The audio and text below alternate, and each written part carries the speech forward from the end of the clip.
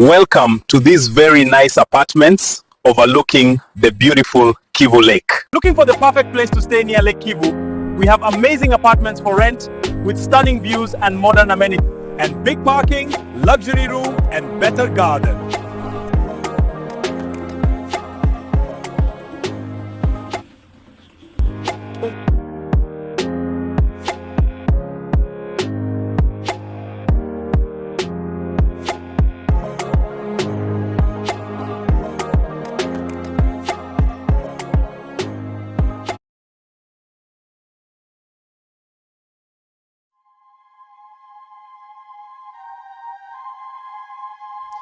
Komeza ugubwe neza, njyewe meze neza cyane. Niba nawe utameze neza, ndakwifuriza kugubwa neza muri uyu mwaka dutangiye wa 2026. Ni GC nk'ibisanzwe muravugana n'uwitwa Gad. Uyu munsi rero turi mu ntara y'Uburengerazuba, ahantu heza cyane. Ngira ngo muri kubyitegereza muri kamera, ahantu turi kuntu hameze fresh. Dukurura ikiyaga 80%. View yacyo tuba tugifite hano duhagaze. Tuje kubereka ibintu byiza tubazaniye. Wowe guma ku murongo ntuveho udacikwa n'amakuru yuzuye. Uba witegeye amahoteli kwa West, witegeye n'izindi hoteli nziza ziri hano hafi y'ikiyaga cya Kivu, harimo yandi tumaze kuvuga za Nirvana ndetse n'andi. Mu gihe waje hano duhere kuri aka kanyubako mureba hano imbere yacu. Aka kanyubako ni keza ku buryo karimo ibyumba bibiri na salo, hakaba harimo amazi ashyushye. Ikindi ikaba ifite buri kimwe, ifite ibyumba bibiri, ikaba ifite dushe na toilette ziri mu nzu. Turaza kuhagera twihuta tuhabereke. Hejuru yacu rero dufite icyumba cyiza, icyumba gihatse ibindi byumba kiri VIP, ndetse no hasi yaho tukaba dufitemo apartment ifite ibyumba bitandatu. Muri make ibyo tugiye kubereka ni uko bihagaze. Hari inzu ifite ibyumba bitandatu, hakaba n'indi ifite icyumba kimwe ariko gifite byose, televiziyo ndetse n'izindi components zikenerwa. Tukaba dufite n'indi iyunganira iri hasi ifite ibyumba bibiri na salo. Izo zose rero hari ibiciro byaho. Uyu mwaka rero twebwe twabwiye ko dufite discount. Mu gihe wanyuze muri company yacu turakugabanyiriza aho waba ugiye hose, haba kugura, gukodesha ndetse n'ibindi. Dushobora kukugabanyiriza 20% dutangira umwaka tware babwiye. Ngaho tugendane duhere muri cya cyumba VIP dufite kugira ngo umenye amakuru. Nge tubabwira ko ahantu turi ari ahantu hahatsubukira rugendo muri iki gihugu. Agace ka Brasserie ni agace keza kaza mu duce dutatu dukunzwe mu gihugu cyane kubukera rugendo. Urabona umuhanda uhagera kuva muri Brasserie kugera hano hantu turi, nta kilometero kirimo, ni nka metero 300 kuva no 500. Muri make ni metero 500 tuvuye mu ruganda rwa Bralirwa. Muri make iyi nyubako tuje kubereka mucikwe kuko ko karashimishije cyane. Nakabira keza ku buryo ushobora kuza nka famille, wowe n'umudamu wawe cyangwa ba bantu bakunda kuba muri honeymoon. Mu gihe mwakoze ubukwe wakwiyizira hano ugatanga ku mafaranga. Yego uyu muntu warateguye inyubako abashaka amafaranga kuko nawe aba yarashoye, nibyo tujye tububaha. Hanyuma rero tugera hano duhita tukurura ya view yose twatangiye tubabwira. View y'ikiyaga cya Kivu 80% muri zone ya Brasserie. Ukaba ukurura icyambu cyiza cya Bralirwa kimaze kuzura kigezweho. Ubugikurura neza, ubukurura Nirvana, ubukurura La Palme, ubukurura ahitwa muri Murika, hose murabireba. Hanyuma rero twinjire mu nyubako yacu.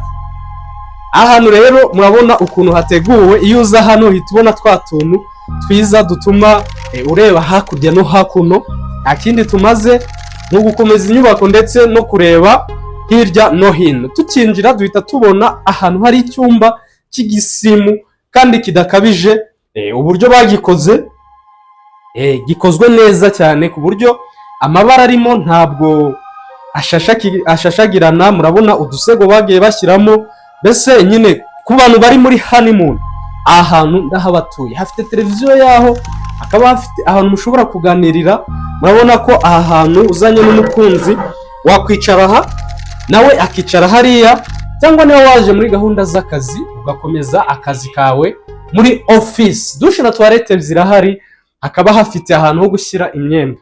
Twihuta rero tugende hasi, tujye hasi tubereke imwe mu zindi nyubako ziri aha.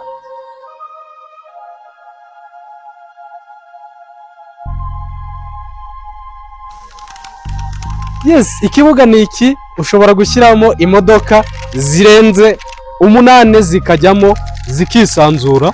Yes, noneho twagendanye. Iyi nzu rero yandi twahereyeho hejuru, kiriya cyumba cyo hejuru tugitangira amafaranga 100,000 ku munsi. Mu gihe waje ukafata iminsi irenga 5 tukora discount. Noneho hari n'uburyo tugufasha bundi mu bijyanye n'amafunguro ya mu gitondo. Hanyuma rero iyi tugiye kubereka ni ibyumba 2 turayitangira nayo ni 100,000. Bumva ko ari amafaranga make cyane. Ibyo biciro ndi gutanga nta kumvikana cyangwa nta biganiro birimo. Hepfo hariya noneho nababwiye harimo ibyumba 6 twahabahera 150 gusa by'amanyarwanda. Murumva ni ibintu bidasanzwe. Ibi biciro twabikubise hasi muri izi ntangiro z'umwaka. Aho rero tugendane twihuta.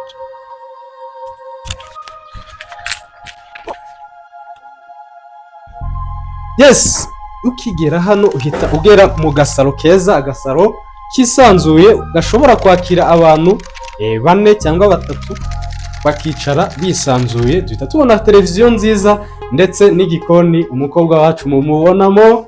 Igikoni nacyo cyiza gifite n'akazimya myotsi, akantu icyo kamaze gakora ku myotsi. Hanyuma rero duhita twinjira mu cyumba. Aka gakorodoro murakabona ukuntu kameze, hari left na right, warara aho ushaka mu gihe waje ahantu. Ngiye rero nahisemo kuza kwirarira muri iki cyumba cyiza. Ikintu cyo ndaramo biriya mafaranga 100,000 gusa turaguhereza ibi byumba byombi. Harimo dushe na toilette byayo hano kandi nabyo bimeze neza, si ngombwa kuhabereka. Murabona ikindi cyumba ukuntu giteguwe neza, nacyo ni cyiza. Mu gihe rero waje hano ugafata icyumba kimwe twakiguha bigakunda, ariko wishyura ibi byumba 2 byose, kuko n'ubundi nta wundi muntu twashyiramo mu gihe waje hano. Ngaho muduhamagare kuri za nimero zacu ni 078 308 wisokere, usohokera ahantu heza hatuje, hatuma uruhuka mu mutwe, hatuma ukora backup mu bintu wari umazemo iminsi ukabishyira ku murongo. N'ahandi mu karere ka Rubavu mu ntara y'Iburengerazuba, agace kitwa Brasserie. Mugira ibihe byiza, turabakunda cyane. Yari muri iyo kampani yitwa Gisenyi Komisiyoneri, bavuganaga n'uwitwa Gad, umwe muri abo bakozi b'iyo kampani.